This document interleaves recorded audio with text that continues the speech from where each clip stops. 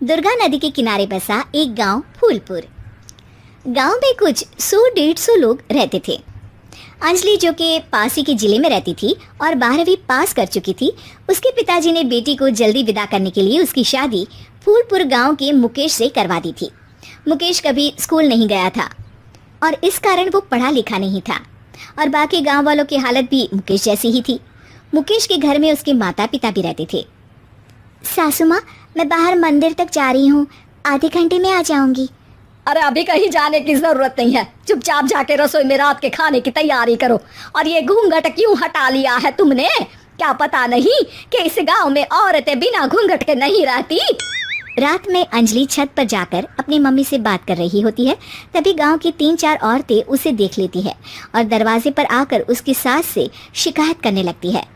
और क्या हुआ? अरे छत पे तो देखो, आपकी बहू मटक मटक के किसी से फोन पर बात कर रही है।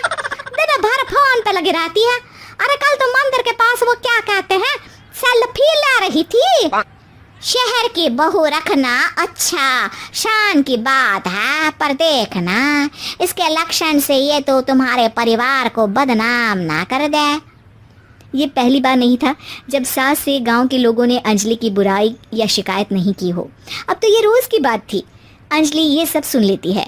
जब वो नीचे जाती है तो मुकेश भी वहां आ जाता है। सास कहती है, बेटा, लोग घर आकर शिकायत करने लगे हैं बहू के कामों की।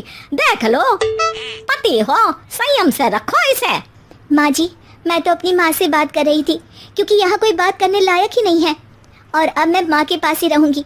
वहाँ क्या रहना, वहाँ बाहर के लोग तो ठीक है, पर घर के लोग भी इज्जत ना दे सके। अरे नहीं नहीं अंजलि, ऐसा नहीं है, धीरे धीरे सब ठीक हो जाएगा, तुम फिक्र ना करो। अरे बस कुछ बोलना ही नहीं है, सर पे चढ़ा रखा है बहू को। सास मुकेश की नरम बात सुन के वहाँ से मुंह चढ़ाकर चली जाती है। मैं तो कहती हूँ हम दोनों शहर चले जाते हैं। मैं पढ़ी लिखी हूँ, मुझे वहाँ नौकरी भी मिल जाएगी और थोड़े दिनों में आप भी वहाँ कुछ काम ढूंढ लेना। अरे नहीं नहीं अंजलि, हम यहाँ ना गांव का खेत, माँ पिताजी को छोड़कर शहर नहीं जा सकते। माँ पिताजी को कैसा लगेगा और गांव वाले क्या सोचेंगे? ये कहकर मुकेश सोने चला जाता है और अंजलि की गांव वालों द्वारा बुराई का सिलसिला बहुत दिनों तक चलता ही रहता है। लेकिन अंजलि गुस्सा ना दिखाते हुए समझदारी से काम लेती है। बारिश का मौसम चालू हो जाता है। जोरदार बारिश से पूरे गांव में हाहाकार मच जाता है। दुर्गा नदी में बाढ़ आ जाती है और बाढ़ का पानी पूरे गांव की फसल तबाह कर देता है। फसल की ये हालत देखकर गांव वाले निराश हो जाते हैं और बात तो यहाँ तक पहुँच जाती है कि कुछ लोग तो अंजलि को इस सब का दोषी ठहरा देते हैं। अरे पूरी फसल तबाह हो गई, पता नहीं किसकी नजर लग गई है। अरे जब से चौधरी परिवार में ये शहर की बहू आई है ना, तब से ही गांव की शांति चली गई है। इसके कर्मकांड से माँ दुर्गा नदी भी खुश नहीं है। ये सब सुनकर बेचारी अंजलि रोते हुए अपने घर चली जाती है। कुछ दिन बाद सभी गांव वाले अपनी फसल का मुआवजा लेकर अपने अपने घर आते हैं। मुकेश भी 1500 लेकर आता है। अंजलि को जब पासबुक दिखाता है तो अंजलि हैरान हो जाती है।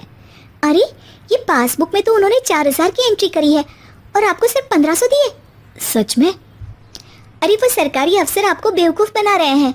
सरकार की तरफ से हमें 4000 मिले हैं, लेकिन बाकी का सारा पैसा खुद ही खा रहे हैं। आप लोग के अनपढ़ होने का फ़ायदा उठा रहे हैं। ये सब सुनकर मुकेश परेशान हो जाता है, लेकिन अंजलि उसे हिम्मत से काम लेने को कहती है और सुबह होते ही मुकेश को पंचायत कार्यालय ले जाती है और साथ में गांव के और लोगों को भी। आप सरकारी बाबू क्या गांव के लोगों को बेवकूफ़ समझते हैं? आपको क्या लगता है ये पढ़े लिखे नहीं है तो आप कुछ भी मनमानी करेंगे? ये बेचारे दिन रात इतनी मेहनत करते हैं, ये हमारे अन्नदाता हैं और आप इनके साथ ऐसा धोखा करते हैं। अरे क्या बके जा रही है ये लड़की, किस धोखे की बात कर रही है? अपने कांड करके नदी माँ को नाराज करके हमारा नुकसान करके इसे चैन नहीं मिला क्या? सरपंच जी, इन सरकारी बाबू ने मुझे बेवकूफ़ बनाया है और मेरे हिस्से के पैसे खुद चट कर गए। बस ये सुनते ही सरपंच वहां से दुम दबाकर भाग जाता है। पता चलता है कि जनपद अधिकारियों ने गांव के सरपंच के साथ मिलकर सबके साथ धोखा किया है।